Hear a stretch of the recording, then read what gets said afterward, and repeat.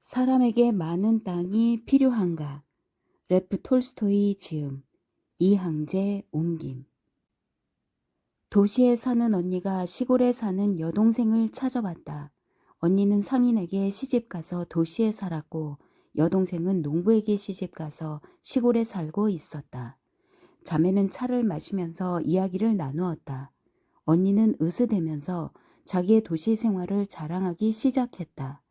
즉 자기가 도시에서 얼마나 자유롭고 깨끗하게 살며 돌아다니는지, 아이들을 얼마나 잘 차려 입히는지, 자기가 얼마나 맛있는 것을 먹고 마시는지, 얼마나 자주 스케이트를 타고 놀러 다니며 극장 구경을 다니는지 자랑했다. 여동생은 언니의 자랑에 화가 나서 상인의 생활을 깎아내리고 자기의 시골 생활을 치켜 세우기 시작했다. 나는 내 생활을 언니의 생활과 바꾸지 않을 거야. 우린 따분하게 살고 있지만 걱정은 없어. 언니네는 좀 더 깨끗하게 살고 있지만 장사를 해서 큰 돈을 벌 수도 있고 폭삭 망할 수도 있어. 손에는 이익의 큰형이라는 속담이 있어.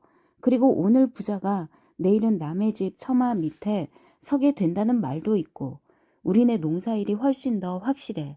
농부 생활은 가난하지만 오래 가거든. 우리는 부자는 못 되어도 배불리 먹을 수 있어. 그러자 언니가 말하기 시작했다. 배만 부르면 뭐래. 돼지와 송아지랑 함께 사는데 그렇다고 좋은 옷을 입어? 좋은 교제를 해? 내 남편이 아무리 억척같이 일해봐야 결국 걸음 속에서 살다가 죽을 거야. 아이들 역시 그럴걸? 그게 어떻다는 거야? 여동생이 말한다. 그게 우리의 일인데 그 대신 우리는 굳건하게 살고 있어. 누구한테도 머리 숙이지 않고 아무도 무서워하지 않아. 하지만 언니는 도시에서 항상 유혹 속에서 살고 있잖아. 오늘은 좋아도 내일 악마가 갑자기 나타나 형부를 노름이나 술이나 어떤 미녀에게 빠지게 할지도 몰라.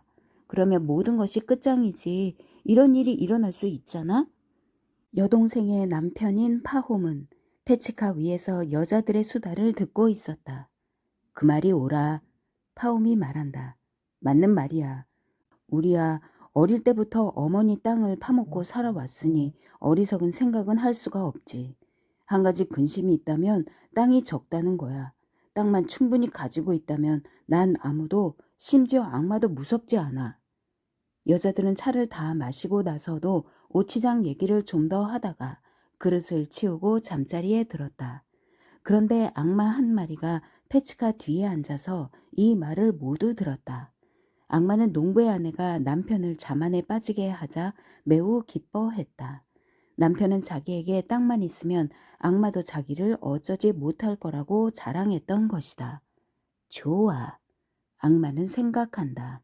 너랑 나랑 겨루어보자. 내가 너에게 땅을 많이 주마. 땅으로 너를 사로잡겠다. 작달막한 여지주가 농부들과 이웃에 살고 있었다. 그녀는 120 데샤티나의 땅을 가지고 있었는데 지금까지 농부들과 잘 지내왔고 농부들을 심하게 대하지도 않았다. 그런데 영지 관리인으로 고용된 퇴역 군인이 벌금으로 농부들을 괴롭히기 시작했다. 파홈이 아무리 조심을 해도 말이 여지주의 귀리 밭으로 뛰어들거나 암소가 지주집 마당으로 들어가고 송아지가 풀밭으로 달아나곤 했다. 그때마다 파홈은 벌금을 물어야만 했다. 파홈은 벌금을 물을 때마다 욕설을 해대며 집안 식구들을 때리곤 했다. 이 영지 관리인 때문에 파홈은 여름에 저지른 과오에 대해 많은 책임을 져야만 했다. 그래서 가축들을 우리 안에 들여 놓을 때가 되자 기쁘기까지 했는데 사료는 아까웠지만 책임을 질 일이 없어졌기 때문이다. 겨울에 여지주가 땅을 팔려고 하는데 큰 길가의 여인숙 주인이 사려고 한다는 소문이 떠돌았다. 농부들은 이 소문을 듣자 탄식을 하며 생각한다. 만일 여인숙 주인이 이 땅을 사게 되면 그자는 여지주보다 더 지독한 벌금으로 우릴 괴롭힐 거야. 하지만 우린 이 땅 없이는 살아갈 수 없어. 모두들 이 땅 안에서 살고 있으니까. 농부는 다 같이 여지주를 찾아가서 땅을 여인숙 주인에게 팔지 말고 자기들에게 넘겨달라고 청원하기 시작했다. 농부들은 땅값을 더 비싸게 쳐주겠다고 약속했다. 여지주는 동의했다. 농부들은 공동으로 땅을 모두 사려고 했고 한두 번 모이기도 했으나 진척이 없었다. 악마가 그들을 갈라놓아 도무지 의견을 모을 수가 없었던 것이다. 그래서 농부들은 각자 능력에 따라 따로따로 사기로 했다. 여지주도 이에 동의했다. 파홈은 이웃집 사람이 20 데샤티나를 샀는데 여지주가 땅값의 반을 1년 안에 나누어 갚으라고 했다는 말을 듣고 부러워했다. 땅을 다 사버리면 내겐 아무것도 남지 않을 거야. 파홈은 아내와 의논하기 시작했다. 사람들이 땅을 사는데 우리도 10 데샤티나 정도는 사야 하지 않겠나? 안 그러면 영시 관리인 녀석이 벌금으로 괴롭혀서 살 수가 없어. 두 사람은 어떻게 하면 땅을 살 수 있을지 곰곰이 생각했다. 그들에게는 저축한 돈이 100루블 있어서 망아지 한 마리와 꿀벌의 반을 팔고 아들을 머슴으로 보내고 동서에게 돈을 빌려 겨우 땅값의 반을 모았다. 돈을 마련한 파홈은 작은 숲이 있는 15 데세아티냐의 땅을 점찍어 놓고 흥정하러 여지주를 찾아갔다. 파홈은 15 데시아티나의 땅값을 흥정하고 나서 계약을 하고 계약금을 치렀다. 그리고 그들은 읍내로 가서 부동산 매매 등기를 끝냈는데 돈은 반액만 지불하고 나머지는 2년 안에 치르기로 했다. 이렇게 해서 파홈은 땅 주인이 되었다. 파홈은 씨앗을 꾸어서 새로 산 땅에 뿌렸다. 농사는 잘 되었다. 1년 만에 그는 여지주와 동서에게 진 빚을 다 갚았다. 파홈도 지주가 되었다. 그는 자기 땅을 갈아서 씨를 뿌렸고 자기 땅에서 꼴을 베었고 자기 땅에서 말뚝으로 쓸 나무를 베었고 자기 땅에서 가축을 길렀다. 파홈은 영원히 자기 소유가 된 땅을 갈러 나가거나 어린 곡식과 목초지를 둘러보러 나갈 때마다 더없이 즐거웠다. 자기 땅에서 자라는 풀과 자기 땅에서 피는 꽃은 아주 다르게 느껴졌다. 예전에 이 땅을 지나 다닐 때에는 그저 똑같은 땅이었지만 이제 아주 특별한 땅으로 여겨졌다. 파홈은 이렇게 살면서 즐거워했다. 만일 농부들이 파홈의 농작물과 목초지를 짓밟지만 않았더라면 만사가 좋았을 것이다. 파홈은 그러지 말라고 정중히 부탁했지만 사람들은 그만두지 않았다.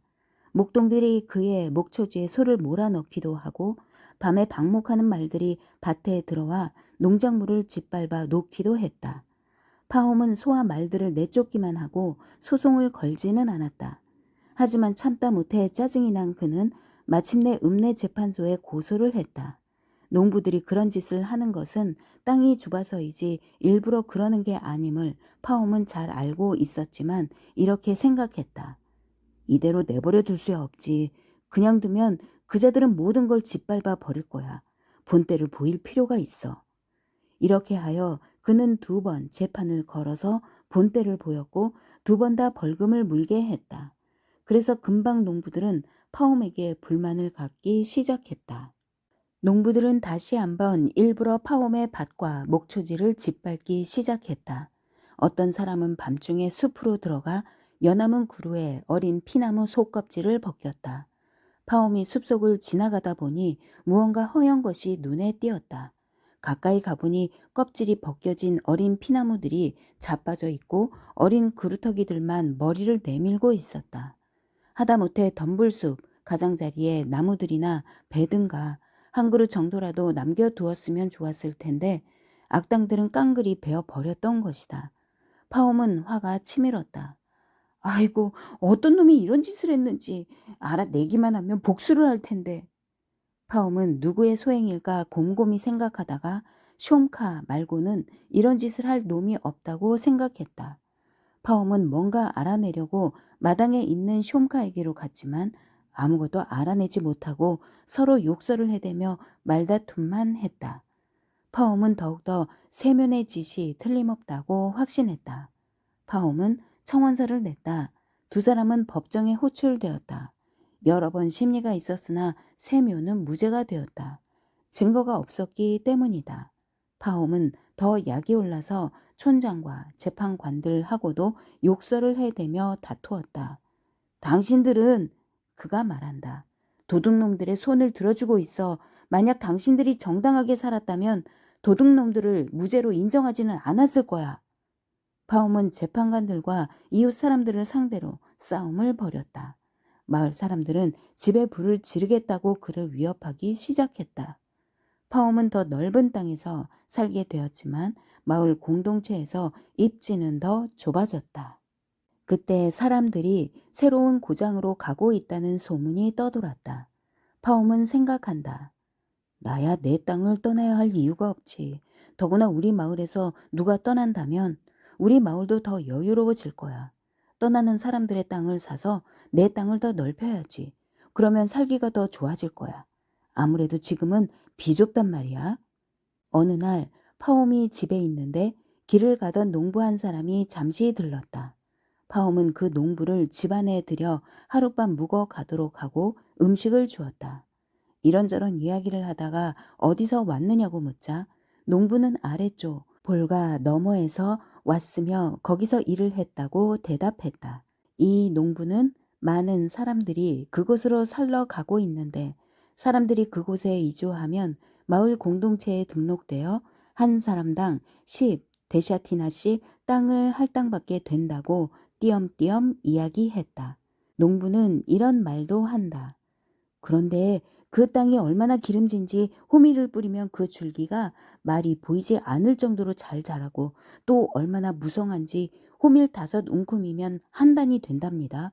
어떤 농부는 하도 가난해서 빈손으로 왔었는데 지금은 말 6마리와 암소 2마리를 키우고 있어요. 파홈은 마음이 확 달아올랐다. 그는 생각한다. 그렇게 잘 살 수 있다면 이런 좁은 데서 가난하게 살 필요가 없지. 여기 땅과 집을 팔고 거기 가서 그 돈으로 집을 짓고 모든 시설물들을 지을 수 있을 거야. 이렇게 좁은 데만 있다간 죄만 짓고 말 거야. 아무튼 내가 직접 가서 모든 걸 확실히 알아봐야겠다. 여름이 되자 파홈은 채비를 하여 길을 떠났다. 사마라까지는 볼가강을 따라 배를 타고 내려갔고 이어서 400베르스타가량 걸어갔다. 이윽고 목적지에 이르렀다. 모든 것이 들은 그대로였다. 농부들은 여유롭게 살고 있고 한 사람당 10 데샤티나씩 땅을 할당받아 기꺼이 마을 공동체의 일원이 되었다. 그리고 돈이 있는 사람은 할당받은 땅 외에 원하는 만큼 제일 좋은 땅을 3루블에 사서 영구히 소유할 수 있었다. 원하는 만큼 살 수 있었다. 모든 걸 알아낸 파홈은 가을 무렵 집으로 돌아와 모든 것을 팔기 시작했다. 파홈은 이익을 보고 땅을 팔았고 집도 가축도 죄다 팔았으며 마을 공동체에서도 탈퇴하고는 봄이 오기를 기다렸다가 가족을 데리고 새로운 고장으로 출발했다. 파홈은 가족과 함께 새 고장으로 가서 큰 마을의 공동체에 가입했다. 마을 노인들에게 술을 대접하고 필요한 서류를 모두 갖추었다. 파홈은 마을 공동체의 일원으로 받아들여졌고 5명의 가족에게 방목장 외에 여기저기 나뉘어 있는 들판의 땅 50 데사티냐가 할당되었다. 파홈은 집을 짓고 가축도 키웠다. 할당받은 땅만 해도 예전 땅보다 3배나 넓었다. 게다가 아주 비옥한 땅이었다. 생활도 전에 비해 10배나 나아졌다. 경작지와 꼴이 충분했다. 가축도 마음껏 키울 수 있었다. 처음에 집을 짓고 살림이 불어나는 동안 파홈에게는 모든 것이 좋아 보였다. 그러나 새로운 생활에 익숙해지자 이 땅도 좁아 보였다. 첫 해에 파홈은 할당받은 땅에 밀을 심었는데 풍작이었다. 파홈은 밀을 더 심고 싶었지만 할당된 땅이 적었다. 남은 땅은 밀농사 짓기에 적당하지 않았다. 이 고장에서는 밀을 나리새가 난 땅이나 묵힌 땅에 심어야 했다. 1년이나 2년쯤 밀농사를 짓고 나면 다시 나리새가 자랄 때까지 땅을 묵혀야 했다. 그런데 그런 땅은 원하는 사람이 많기 때문에 모두를 충족시킬 수가 없었다. 그 때문에 여기서도 역시 다툼이 벌어졌다. 더 부유한 사람들은 직접 그 땅에 밀 농사를 짓고 싶어 했고, 가난한 사람들은 세를 내기 위해 상인들에게 땅을 넘겨주었다.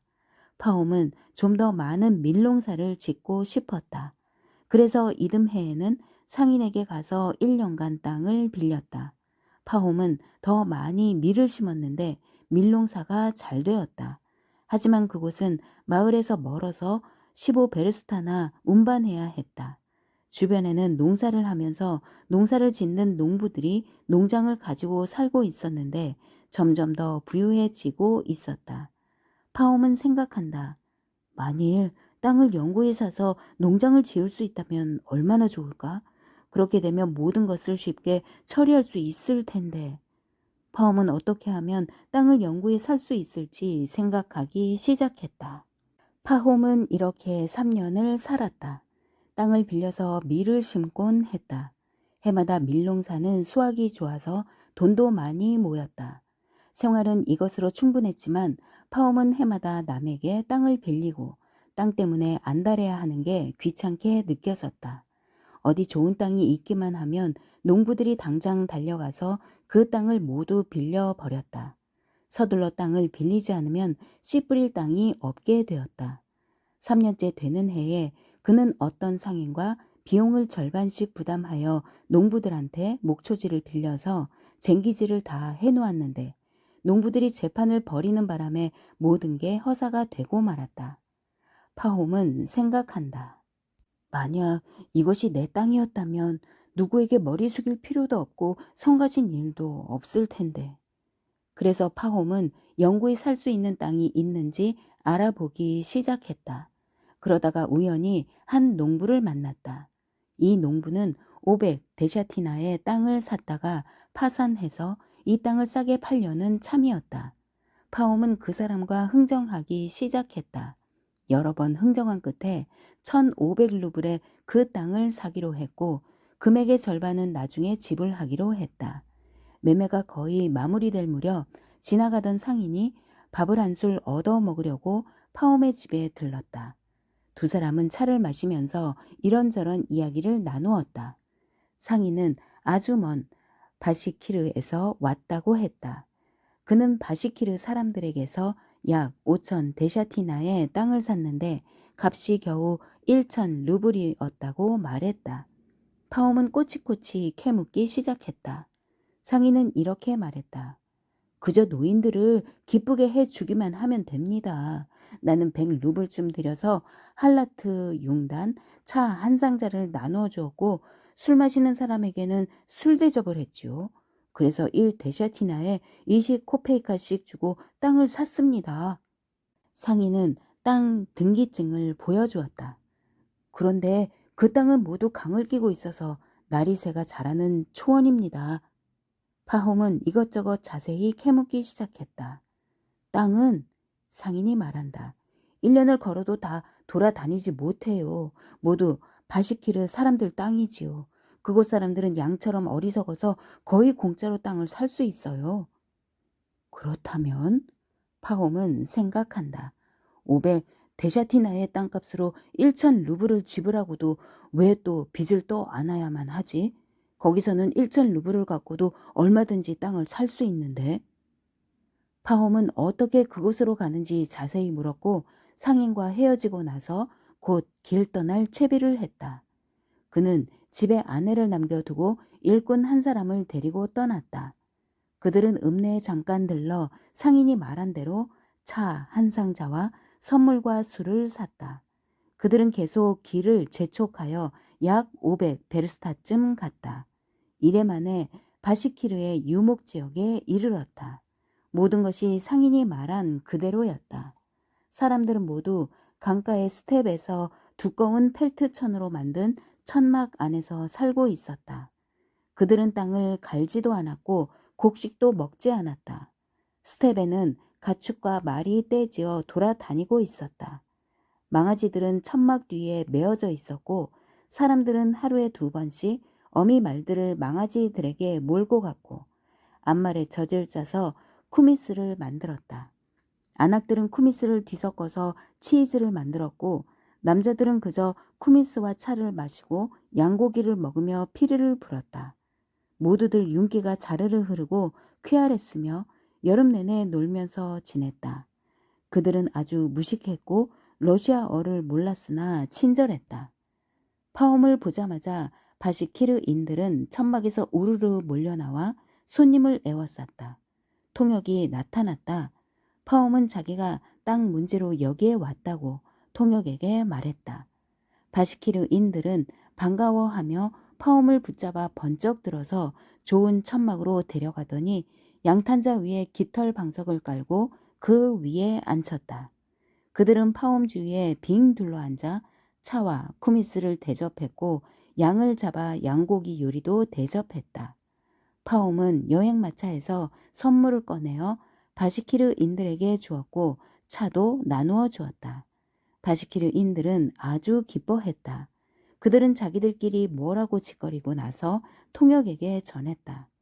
당신에게 말하랍니다. 통역이 말한다. 우리는 당신이 아주 마음에 들었다. 우리에겐 손님을 기쁘게 하고 받은 선물에 대해 답례하는 관습이 있다.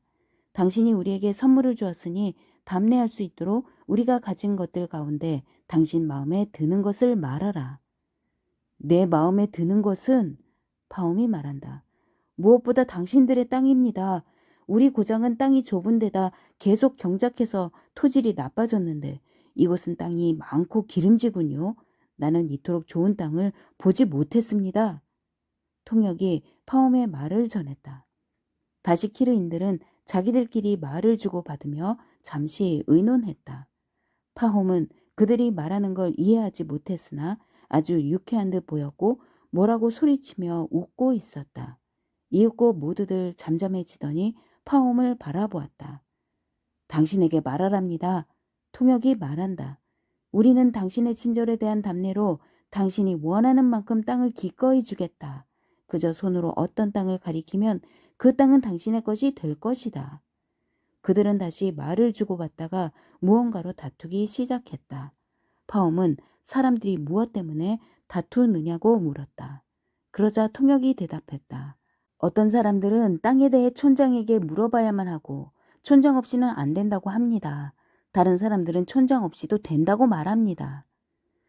바시키르인들이 언쟁을 하고 있을 때 돌연 여우가죽 모자를 쓴 사람이 천막 안으로 들어왔다. 모두들 입을 다물고 일어섰다. 통역이 말한다. 이분이 바로 촌장입니다. 파홈은 얼른 제일 좋은 할라트를 꺼내왔고 촌장에게 주려고 오픈트에 차를 더 가져왔다. 촌장은 그것을 받아들고 맨 윗자리에 앉았다. 바시키르인들이 촌장에게 뭐라고 이야기를 했다. 촌장은 듣고 또 듣고 나서 조용히 하라고 고개를 한번 끄덕이더니 파홈에게 러시아어로 말하기 시작했다. 자, 좋습니다. 마음에 드는 땅을 가지시오. 땅은 많이 있으니까. 원하는 만큼 가지라지만 어떻게 가져야 하지? 파홈은 생각한다. 어쨌든 소유권은 확실히 해 놓아야 해. 줘놓고 나중에 빼앗아 갈지도 모르니까. 친절한 말씀에 감사합니다. 파홈이 말한다. 이곳에는 땅이 많습니다만 나는 조금만 있으면 됩니다. 다만 어떤 땅이 내 땅이 될지 알기만 하면 됩니다. 하지만 측량을 해서 내 땅이라는 것을 분명히 해둘 필요가 있습니다. 사람이란 언제 죽을지 모르니까요. 당신들이 친절해서 내게 땅을 주었더라도 당신네 자식들이 땅을 빼앗을 수도 있으니까요. 옳은 말이요. 촌장이 말한다. 소유권을 확실히 해야만 합니다. 파홈이 말하기 시작했다. 이곳에 상인 한 사람이 왔었다고 들었습니다. 당신들은 그 사람에게도 땅을 주고 등기증을 만들어 주었더군요. 내게도 그렇게 해 주셨으면 좋겠습니다. 촌장은 모든 걸 이해했다. 문제 없습니다. 촌장이 말한다. 우리 고장에도 서기가 있으니 함께 읍내로 가서 모든 서류에 도장을 찍읍시다. 그런데 값은 어떻게 되나요? 파움이 말한다. 우리 고장에서 값은 동일합니다. 하루치에 1천 루블이요. 파움은 이해하지 못했다. 그럼 단위는 어떻게 되죠? 하루치라뇨? 그게 몇 데샤티나나 됩니까? 우리는 그걸 셈할 줄 모릅니다. 촌장은 말한다. 항상 하루치로 팔고 있어요. 말하자면 하루 동안 당신이 걸은 만큼의 땅이 당신 것이 됩니다. 그래서 하루치 값이 1천 루블이라는 겁니다. 파움은 놀랐다. 그렇다면 파움이 말한다. 하루 종일 걸으면 상당한 면적이 되겠는데요? 촌장이 웃으며 말한다. 그게 모두 당신 것이 됩니다. 다만 한 가지 조건이 있습니다. 만약 하루 안에 당신이 출발한 장소까지 돌아오지 못하면 당신의 돈은 날아가는 겁니다.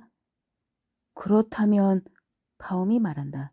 내가 돌아다니는 곳을 어떻게 표시하죠? 우리는 어디든지 당신이 원하는 곳으로 가서 서 있을 겁니다. 당신은 그곳을 출발해서 빙 돌아오면 됩니다. 당신은 흙손을 들고 가서 필요한 곳에 표시를 해 두시오. 즉, 구부러지는 곳마다 구덩이를 파서 잔디를 놓아 두시오. 나중에 구덩이들을 있는 선을 쟁기로 갈아엎으면 될 테니까요. 어떻게 돌든 상관없지만 꼭 해가 지기 전에 출발점까지 돌아오시오. 그러면 당신이 돈 땅은 모두 당신 것이 됩니다. 파움은 기뻤다. 그들은 아침 일찍 출발하기로 결정했다. 그러고 나서 이야기를 하고 쿠미스도 마시고 양고기도 먹고 차도 실컷 마시며 밤이 이슥하도록 즐겼다. 이윽고 바시키르인들은 파움에게 깃털요를 깔아주고 제각각 흩어졌다. 그들은 내일 동이틀 무렵에 모여 해 뜨기 전에 출발점으로 가자고 약속했다. 파홈은 깃털요 위에 누웠으나 잠을 이루지 못하고 줄곧 땅에 대해 생각한다. 끝없이 넓은 땅을 얻어내야지. 하루에 50베르스타쯤은 걸을 수 있어. 지금은 1년 중 하루가 길 때야. 50베르스타의 땅은 어느 정도나 될까? 나쁜 땅은 팔든지 농부들에게 빌려줘야지. 좋은 땅을 차지하여 그곳에 정착하기로 하자. 황소 2마리가 끄는 쟁기를 만들고 일꾼 2사람을 고용해야지. 50데셔티나 정도 경작하고 나머지 땅에서는 가축을 길러야지. 파홈은 밤새 잠을 이루지 못했다. 그러다가 새벽녘에야 겨우 선잠이 들었다. 그는 선잠에 들자마자 꿈을 꾸었다. 꿈속에서 파홈은 지금 자신이 자고 있는 천막 안에 누워 있는 듯했고 밖에서 누군가 큰 소리로 웃고 있는 소리를 듣고 있었다. 파홈은 도대체 누가 웃고 있는지 알고 싶어 자리에서 일어나 천막 밖으로 나가보니 바로 바시키르의 촌장이 천막 앞에 앉아 2손으로 배를 잡고 몸을 흔들며 왠지 모르게 껄껄 웃고 있었다. 파홈은 촌장 곁으로 가서 왜 그렇게 웃고 있어? 하고 물어보았다. 그런데 웃고 있는 사람은 바시키르의 촌장이 아니라 바로 얼마 전 파옴에게 들러 땅 이야기를 해 주었던 그 상인이었다. 파옴이 상인에게 여기에 온 지 오래되었소? 하고 묻자마자 그 사람은 어느새 상인이 아니라 예전에 볼가강 너머에서 자기에게 들렀던 농부로 변했다.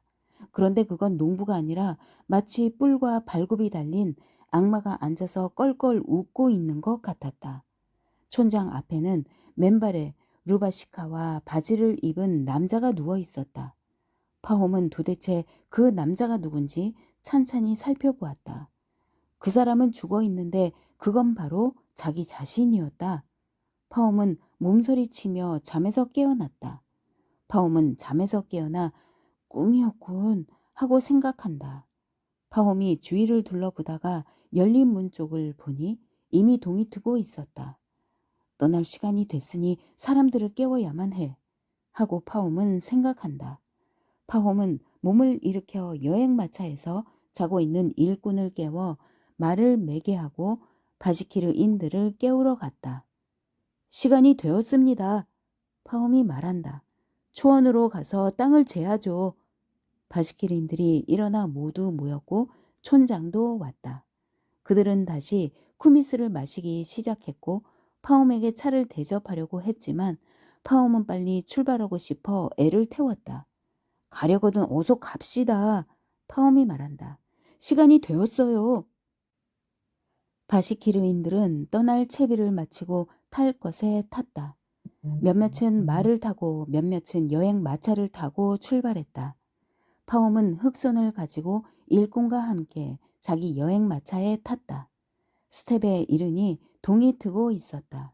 그들은 바시키르 말로 시한이라는 작은 언덕으로 올라가 여행 마차와 말에서 내려 한데 모였다. 촌장이 파홈에게 다가와 한 손으로 가리키며 말한다. 보시다시피 저기 저 땅이 모두 우리 땅입니다. 둘러보고 어떤 땅이든 고르시오.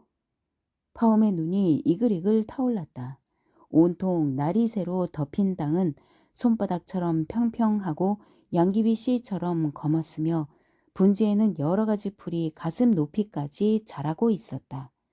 촌장은 여우 가죽 모자를 벗어 땅에 놓으며 말한다. 자, 이걸 표지로 하지요. 여기서 출발해서 여기로 돌아오시오. 그러면 당신이 땅을 빙 돌아온 만큼 모두 당신 것이 됩니다. 파홈은 돈을 꺼내어 모자 위에 놓고는 카프탄을 벗어 반 외투만 입은 차림이 되었다. 그리고 배 밑으로 가죽띠를 단단히 메고 빵 주머니를 품속에 넣고서 수통도 가죽띠에 매달았다. 또 장화의 목 부분을 단단히 졸라맨 다음 일꾼에게서 흑손을 받아 들고는 출발 준비를 했다. 사방이 다 좋은 땅이어서 파홈은 어느 쪽으로 갈지 생각에 생각을 거듭했다. 모든 땅이 다 좋으니 해가 뜨는 쪽으로 가야지. 파홈은 생각한다. 파홈은 해가 뜨는 쪽으로 얼굴을 향하고 몸을 움직여 근육을 풀고서 지평선에서 해가 떠오르기를 기다렸다. 조금이라도 시간을 허비하지 말아야지. 선선할 때 걷는 것이 편할 거야. 파홈은 생각한다. 지평선에서 해가 솟아오르자마자 파홈은 흑손을 어깨에 둘러매고 스텝을 향해 출발했다. 파홈은 느리지도 빠르지도 않게 걸었다. 1베르스타쯤 가다가 걸음을 멈추고 구덩이를 파서 눈에 잘 띄게 잔디를 여러 덩이 포개 놓았다. 그리고 앞으로 걸어갔다. 몸이 풀리니 절로 걸음이 빨라졌다. 조금 더 가다가 또 구덩이를 팠다. 파홈은 뒤를 돌아보았다. 햇빛을 받은 시안과 거기에 서 있는 사람들도 잘 보였으며 여행마차의 쇠바퀴가 반짝이고 있었다. 파홈은 이제 5베르스타쯤 걸었을 거라고 짐작했다. 더워서 반 외투를 벗어 어깨에 걸치고 계속 걸었다. 5베르스타쯤 더 걸었다. 더워졌다. 해를 힐끗 쳐다보니 벌써 아침 먹을 시간이었다. 이제 한 코스가 지나갔다. 파홈은 생각한다. 그런데 하루에 4코스를 걸어야 하니 아직 돌기에는 이르다. 장화나 벗자. 파홈은 땅에 앉아 장화를 벗어 가죽띠에 차고 또 걷기 시작했다. 걷기가 편해졌다. 그러다가 파홈은 생각한다. 5베르스타만 더 걷자. 그런 다음 왼쪽으로 구부러지자. 땅이 아주 좋아서 버리기가 아까운걸. 가면 갈수록 더 좋네. 그는 여전히 곧장 걸어갔다. 뒤를 돌아보니 시야는 이미 잘 보이지 않았다. 사람들은 작은 언덕 위에서 개미처럼 거무스름하게 보이고 뭔가가 아주 희미하게 빛나고 있었다. 이만하면 이쪽으론 충분히 손에 넣었어. 파홈은 생각한다. 이제는 구부러져야겠어. 땀을 많이 흘렸더니 힘이 빠지고 목이 타는군. 파홈은 걸음을 멈추고 좀 더 크게 구덩이를 파고서 잔디를 놓았다. 그러고는 허리띠에서 수통을 풀어 실컷 물을 마시고 나서 급히 왼쪽으로 구부러졌다. 파홈은 걷고 또 걸었다. 키가 큰 풀이 나타났고 날은 몹시 무더웠다. 파홈은 지치기 시작했다. 태양을 쳐다보니 바로 한낮이었다. 파홈은 생각한다. 자, 이쯤에서 쉬도록 하자. 파홈은 걸음을 멈추고 자리에 앉았다. 물을 마시고 빵을 먹었지만 눕지는 않았다. 누웠다가 잠이 들지도 모른다고 생각한 것이다. 파홈은 잠시 앉았다가 또 걷기 시작했다. 처음에는 편하게 걸을 수 있었다. 빵을 먹어서 기운이 났던 것이다. 무척 더웠고 졸음이 쏟아지기 시작했다. 하지만 계속 걸었다. 1시간을 참으면 평생 먹고 살 수 있다고 생각하면서. 파홈은 이 방향으로도 상당히 멀리 걸었다. 그래서 다시 왼쪽으로 구부러지려다 보니 가까이에 축축한 분지가 있는데 버리기가 아까웠다. 여기선 아마가 잘 자랄 거야. 파움은 생각한다. 그리고 다시 곧장 걸었다. 파움은 분지를 차지하고 그 너머에다 구덩이를 파고 나서 두 번째 모퉁이를 돌았다. 파움은 시안을 돌아보았다. 더위 때문에 대기 속에 뭔가가 가물거리며 흔들렸고 짙은 안개 속에서 언덕 위의 사람들이 거의 보이지 않았다. 작은 언덕에서 15베르스타쯤 걸어온 듯했다. 자, 양쪽은 이렇게 길게 잡았으니 이쪽 방향은 좀 짧게 잡아야겠어. 파움은 생각한다. 파움은 세 번째 방향을 잡아 걸으면서 더 빨리 걷기 시작했다. 해를 보니 이미 오후도 한나절이 지나고 있는데 세 번째 방향으로는 겨우 이 베르스타 정도밖에 걷지 못했다. 출발 지점까지는 아직 15베르스타쯤 남아 있었다. 안 되겠어. 파움은 생각한다. 비록 땅이 구부러지겠지만 이젠 서둘러 곧장 돌아가야겠어. 더 많은 땅을 가질 필요가 없어. 땅은 이미 충분해. 파움은 급히 구덩이를 파고서 곧장 시안 쪽으로 향했다. 파움은 시안 쪽을 향해 똑바로 걸었으나 점점 고통스러워지기 시작했다. 몸은 땀투성이가 되고 맨발은 베이고 찢겨서 서 있기조차 힘들었다. 좀 쉬고 싶었으나 그럴 수도 없었다. 쉬게 되면 해지기 전에 도착할 수가 없었다. 해는 기다리지 않고 서쪽으로 점점 더 기울어져 갔다. 아, 실수한 게 아닐까? 너무 많은 땅을 취한 게 아닐까? 만일 늦으면 어떡하지? 파움은 먼저 시안을 바라보고 해를 바라보았다. 출발점까지는 아직도 멀었으나 해는 이미 지평선에 가까이 있었다. 파움은 걸으면서 힘들었지만 더욱더 속도를 냈다. 걷고 또 걸었지만 출발점은 아직 멀었다. 마침내 속보로 뛰기 시작했다.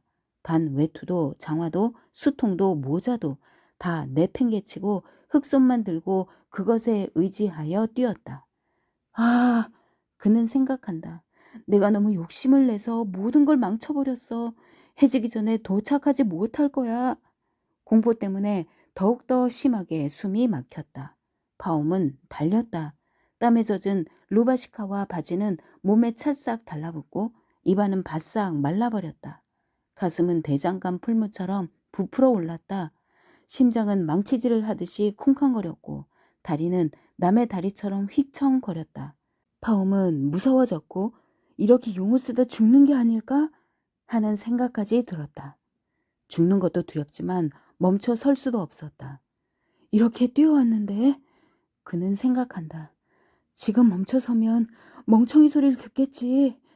파움은 달리고 또 달려서 출발점 가까이 왔다. 바시키르인들이 그를 향해 질러대는 날카로운 외침 소리가 들려왔다. 이 외침 때문에 그의 심장은 한층 더 뜨겁게 달아올랐다. 파움은 마지막 힘을 다해 달렸다.